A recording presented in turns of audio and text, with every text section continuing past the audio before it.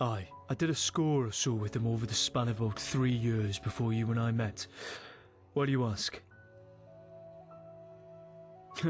Feel a bit curious, are you? You know, I met them while hunting down a bounty. Bit of a funny story that one turned out to be. I could tell you it if you like. I was in Everstead, and about a week before, a traveller passed through, taking his 2 young daughters up the steps to visit one of the shrines. Not sure what he was bloody well thinking. The mountain weather was always poor that time of year, and they'd not been dressed for it. I was at the inn, and I was having my first hot meal in days, when the father, he comes running inside, dragging his oldest daughter by the arm behind him. And he kept yelling about a monster that came out of the snow. Anyways, he said it swooped down and snatched up his youngest lass from where they'd been huddled together while waiting for the storm to pass. The thing ran off with her up the mountain before he could stop it. The man says he heard her screaming, but before he could give it chase, she suddenly stopped. And he knew there was no hope of saving her. So, soon as the weather cleared, he hustled his arse back to town to get the other one to safety and find himself a hunter.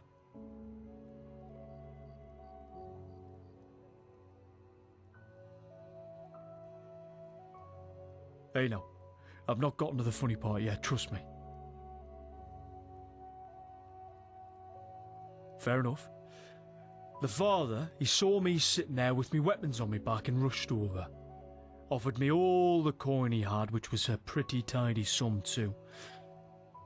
And he said he knew his lass was gone, only he couldn't bear the thought of having nothing left of her to bury. And he wanted that creature hunted down. The way the younger one was crying and clinging to him. Well, let's see, I felt motivated to get a bit of vengeance for their loss. So I told him to keep his coin, and I set out. I made it all the way up to where she'd been taken. Although, after how he described the attack, it seemed odd that there was no blood trail. But I followed its tracks quickly enough, and high on the mountain where the air was thin, I found its lair. And as soon as I stepped inside the cave, and before my eyes could adjust to the darkness, something grabbed a hold of me. It slammed me into a wall so hard it left me seeing stars, and it knocked me sword out of my hand skittering. Despite being smaller than it had been described, that shaggy beast was fucking strong, and it kept growling and grunting while I fought it. Did I mention it stank? Oh, it stank so bad my eyes were watering, and having no choice, I resorted to fighting using the weapons I'd been born with. Namely, me fists. And I managed to get a good few solid punches in, and then the fucking thing called me a damn bastard and yelled at me to hold still so he could bloody kill me already.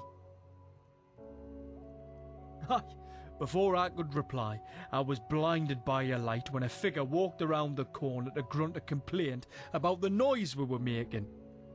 That was when I got me first good look at, not what, but rather who I'd been fighting. Yes, it was Farkas! Teeth bared and latched onto me like a barnacle, and Vilkas glaring at the pair of us while grumbling like an old woman. Once his brother let go of us, Vilkas started blathering on like he does about how I should leave and let the professionals handle it. He claimed the creature was their bounty, and said another victim who managed to flee with his life had hired him to kill it. Of course I said I think the fuck not, seeing as I'd been hired to find the girl's remains and kill the beast too. So I made it real clear to both of them that I'd not be leaving without keeping me word either. Well, the hells he did. I was given as good as I got. Anyway, that's not the point of the story.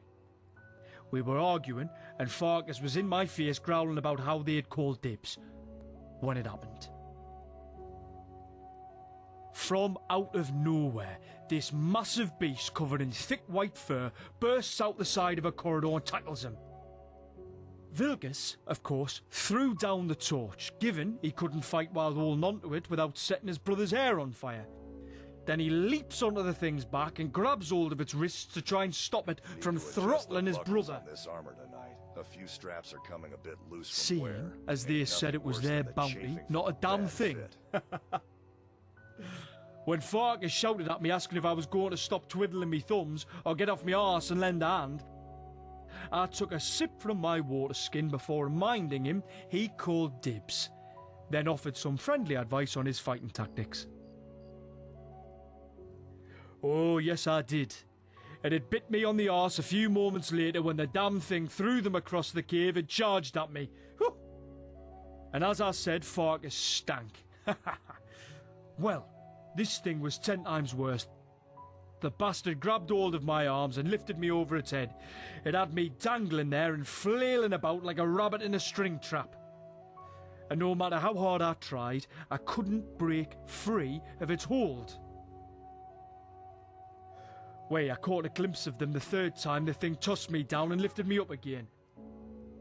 Farkas, that wanker, was cleaning under his nails with a dagger and hollering out encouragement for the damn beast. And Vilkas, well, he was leaning against a wall eating an apple and criticising my footwork. Me fucking footwork! Not that footwork bloody well mattered when I was being slung about like a child's toy by something twice me size. Me feet weren't even touching the fucking ground. Hey, I'm not sure how long it would have gone on. The thing kept shaking me until I couldn't tell you which way it was up or down. And then from somewhere deeper inside the cave we all heard a lass cry out. Aye, that she was. And quick as a wink the twins jumped into the fight and working together we took that monster down.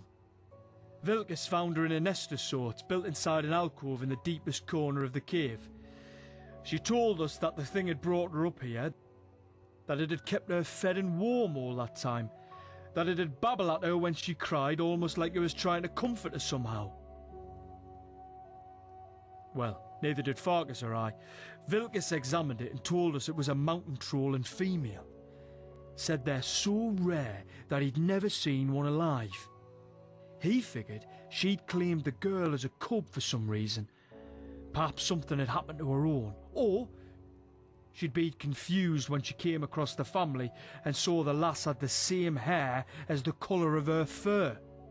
Vilkas had a theory that the man who hired them likely stumbled too close to the cave, and the creature had simply been trying to protect what she saw as her babe.